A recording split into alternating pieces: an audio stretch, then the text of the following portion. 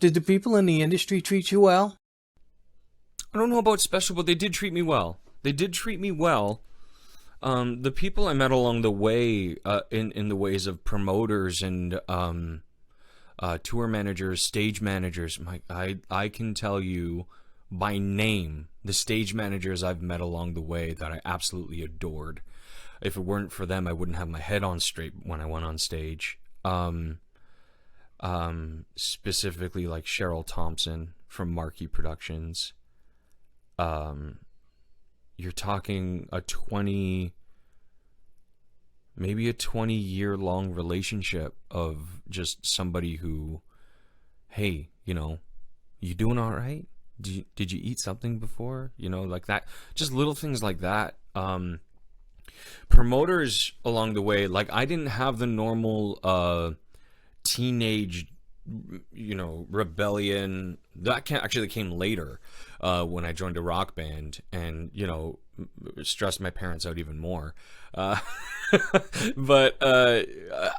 the promoters I met for Soft Seat Theaters treated me with more respect than I deserved at that age. They were at, every turn, they couldn't do enough for me. And it was, if anything, it was kind of polluting me in a different way. And this is where things started to turn a little bit weird. When strangers were treating me that way, certain things became expected. I don't know if the term "it went to my head" is accurate enough, but certain things that I would do away from the stage, things were bleeding into each other. I couldn't, at a certain point I couldn't turn it off. So people will call it masking, and we'll talk about maybe this later or in another one of these, but having Asperger's and autism, masking is a very, very big thing. And as an entertainer, masking is entertaining. It's your it's the drama mask of the sad and the happy kind of thing. And I became, if not just a professional entertainer, I became a professional masker. So if I had somebody who had just passed away, a really bad breakup later on in my teen years, a fight of some kind, disagreement, something tragic, whatever the case may be, the switch went off and I masked, went on stage, and you'd never know something was wrong. Oh, not enough therapy can fix that.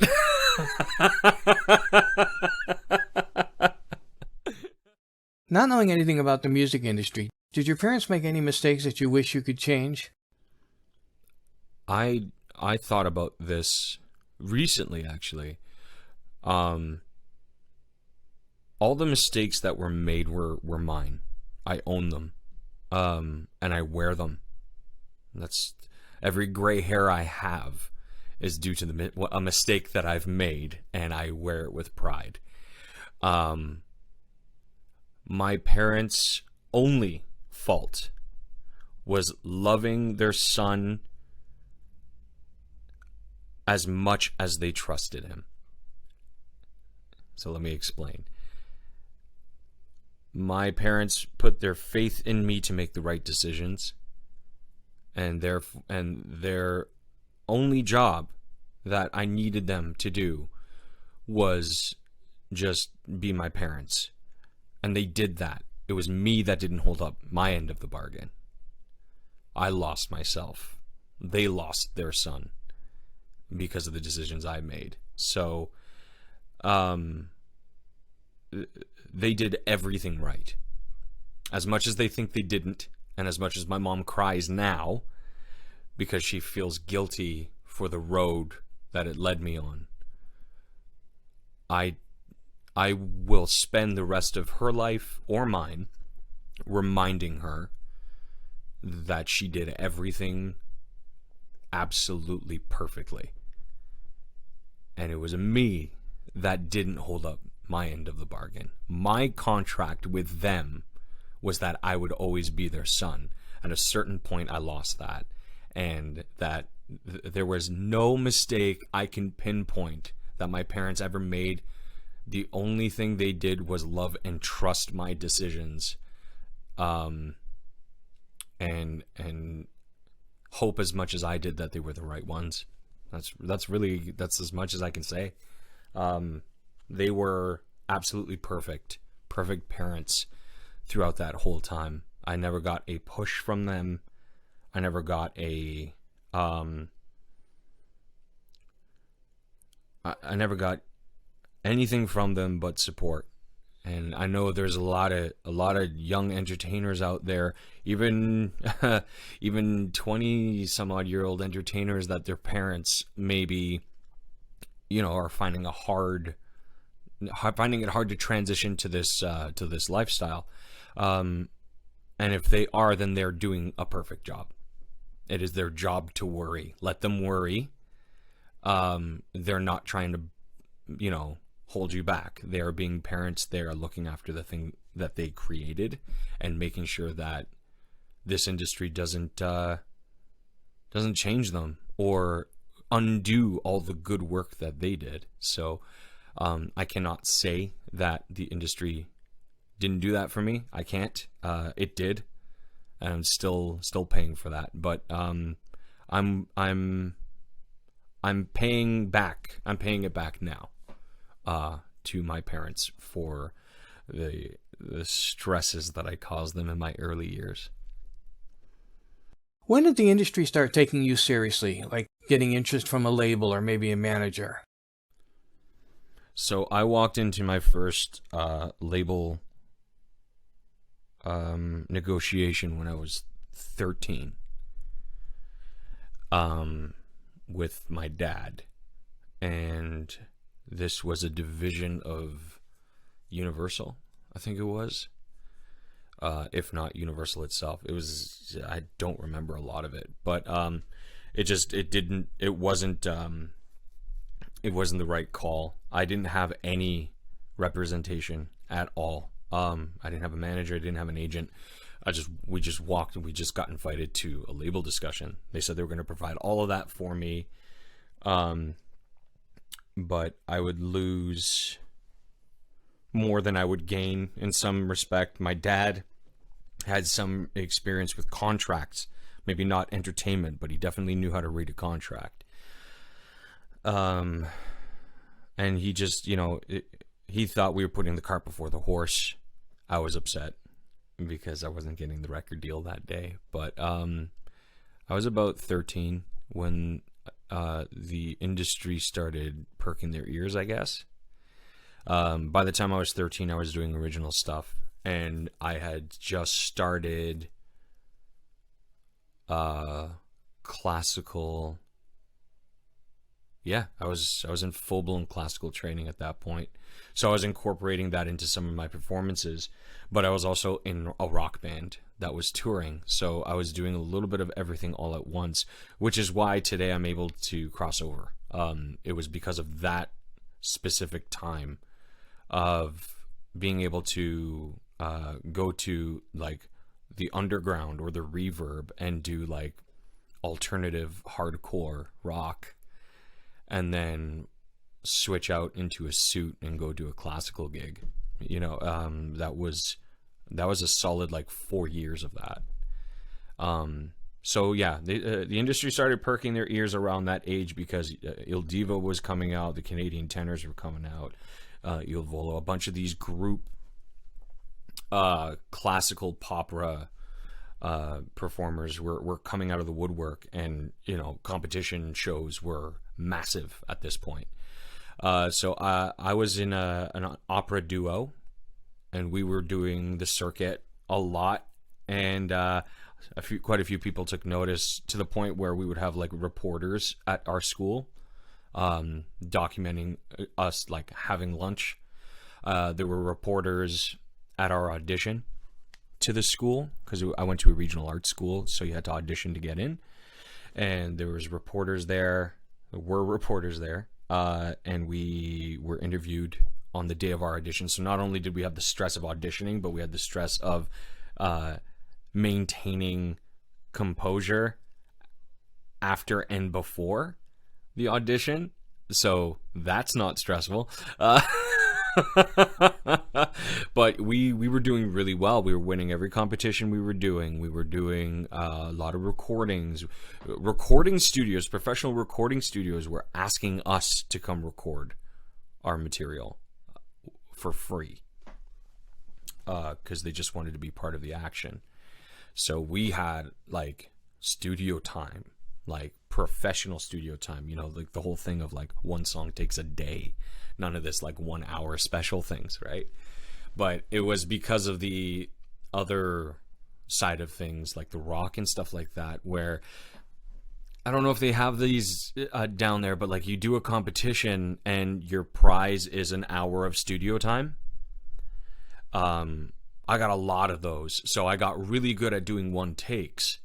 Like they started calling me one take wonder because of the hour time slots I was able to do. And then when I finally got into the industry, the proper in the proper format, I guess, and doing like 12-hour studio days, I'm like, why? We're doing 3 songs. This is gonna take me 3 hours tops, And it did. I saved so much money because I was just like, I guess conditioned for 1 hour time slots in the studio. So going to the studio to record an album was like, it took maybe a week. Yeah, people didn't know what to do with the rest of the time, so they just overproduced everything. Yeah. With all the amazing things that happened in your career, did you run into some bad apples as well? Of course I did. I got signed in 2008. I would have been 16, to a management company, and let's backtrack a little bit. I had a manager already, who was a family friend who owned a music school, and he was bringing me to all of these events and introducing me to all these people and getting me on stage. I love him dearly. His name is Frank Vecchiarelli. He was a wonderful man who believed in me more times than not than I believed in myself. So, he gave me my first part-time job was a vocal teacher, and I taught at his music school. 14 years old, he let me in. I had to lie about my age to the parents and stuff like that, but he would introduce me as the prodigy. A little, I didn't even know what that word meant. But yeah, I remember he would bring me around to all these places, and then one day he came over the house and he sat down with my parents and I, like he always did, even if it wasn't about me. His family came over and he sat down with us and he said, "Look, I got you this gig for a fundraiser, and Keisha Shantae's gonna be there, and Ivan Barry, like all these people that were like big in the Canadian music industry." And he said, "You need to have a demo put together." And at the time, I had no studio time, and I didn't have a studio set up or anything like that. I had one microphone and my family computer. He says, "We need to put together a demo." And I was like, well, how much is it to go into a studio? He's like, "It's like $110 an hour." And I'm like, I can't go to a studio. And at the time I was in the middle of a competition. So I was like, okay, if I win this competition, I'll use that for the studio time.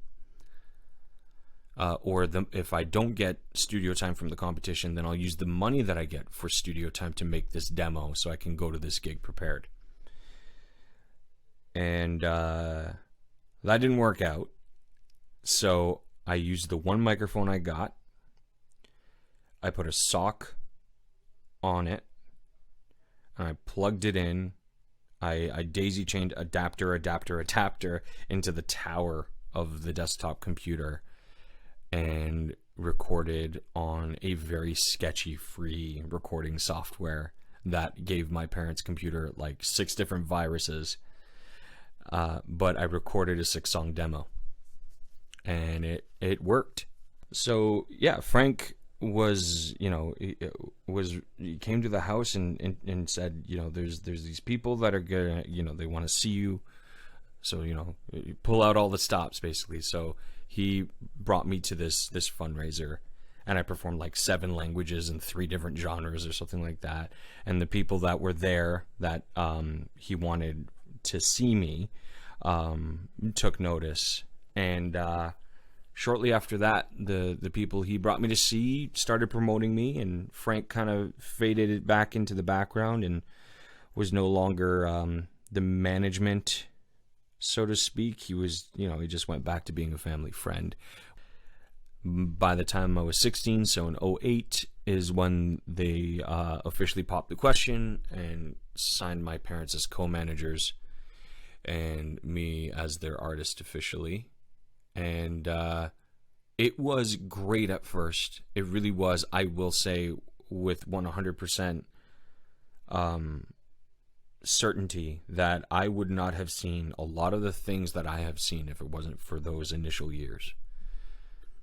Things only really started going sour when I transitioned to age of majority, which in Ontario, or even in Canada, is 19. By the time I was 19, I was burnt out. I burnt the candle at both ends completely, and I was in university, and I was just like, I was trying to think about. I was in a serious relationship I had to lie about the relationship I was in so I can maintain some sort of, I don't know. It still doesn't make sense to me, but I was stressed about making that work. I was living in an apartment in Toronto, and it would be one of those things. Even when I was in high school, it was like, hey, get your stuff together. We're going to the casino to meet up with so and so. And I was like, I got school tomorrow, and it's 10 o'clock now. What are you talking about? And there was that happened weekly. But yeah, it got to a point where, touring and stuff like that just became, it became too much, where I was getting too involved with the business side of things because I had to. I stopped trusting people, and I had good reason. I had a lot of stuff taken from me, and I had a lot of, I had more questions when it all ended than I had answers. It ended badly after 9 years, and I came out of that in 2016 with no credit, nothing to my name, a bunch of suits, no songs, and nothing to do. And I felt like I had just gone through like a spin cycle in the washing machine for 9 years, and I came out not recognizing anything. I didn't know how to go to a bank. I didn't know how to do an interview for a job. I didn't know how not to be an entertainer. And then I had to seriously think about life after being a child performer, which is rough. Because you have a shtick when you're a child performer. Mine was, I sounded older than I was. And then my voice caught up to my age. And now I needed a new shtick, and I didn't have one. I had nothing. I had no interest from labels anymore. I had no interest from agencies or anything like that, other than, the relationships I kept along the way. I had no gigs. Musicians were intimidated to perform with me because of my history. So I didn't have musician friends. It was all very, very lonely. That's when I experienced the loneliness. you have a lot of friends when you're at the top. You have a lot of friends when you're at the top. But when you have nothing left, it's amazing how many of those friends disappear. And they did. And I had nothing. And then I had to start from square one. And that's what I did. Well, let's not leave it on that note. Tell us what you're doing now. Okay. Well, where do we start? You want the laundry list? I'll give you the laundry list. I am currently in my studio, Dead Sound Studios, where I produce, write, arrange, and occasionally perform for virtual audiences everywhere. But I do record a lot of artists here. I train artists here. I train gigging vocalists and people interested in the industry. So how to get into sync, how to get into jingle writing, or whatever. I have a team that I work with. I have a podcast that comes out of here. We're on hiatus right now, but Behind the Hooks, we record in here, which is just everything about the music industry from our perspective. It's myself and a bass player. We both collectively have been in the music industry for what feels like 3,000 years. And we talk about it. We talk about what goes on behind the scenes, behind the hooks, and behind stuff that we've seen. So that's just in this room. I do voiceover work for commercials and whatever I can sink my teeth into. That's a relatively new endeavor, so I'm still standing off the edges of that. I am in 2 very successful show bands that I gig on average 4 times a week. It's sometimes 6, sometimes 3, but never less than 3. 3 gigs a week. I do sound engineering for live sound with these companies as well. What else? I don't know. I record my own stuff all out of this room. I've been doing a lot of arranging as of late. So I've been, channeling my inner David Foster a little bit and working on arranging songs. But I a singer, songwriter, producer, pianist, and consultant. So basically, this story that I've told so far is not a fresh wound, because I've been able to talk about it in depth recently, and I've been using this information to help other people who are in or are about to be in similar situations as I was. And I can't die with this information as a secret. It's not a secret. I would rather take down every shark, every shooter, every wannabe with information of the people they're trying to take advantage of, or for the people they're trying to take advantage of. I want to give those people information to weed those bad people out. Information is power. Knowledge is power. And if I can provide some of that for people who are about to be taken advantage of, we can get rid of the slimy stigma of what it is to be in the music industry. It is not supposed to be that way. It's just unfortunate that that's the reputation that's preceded the great people that have done so much for this industry and allowed so much of us to keep working. So I do a lot of consulting work. You're on the same mission that I am. I'm very much so. Exactly. This concludes our video titled, How Do I Best Encourage, Support, and Protect My Musically Talented Child? We want to thank our guest Daniel Panetta for sharing his story, his expertise, and his wisdom with us.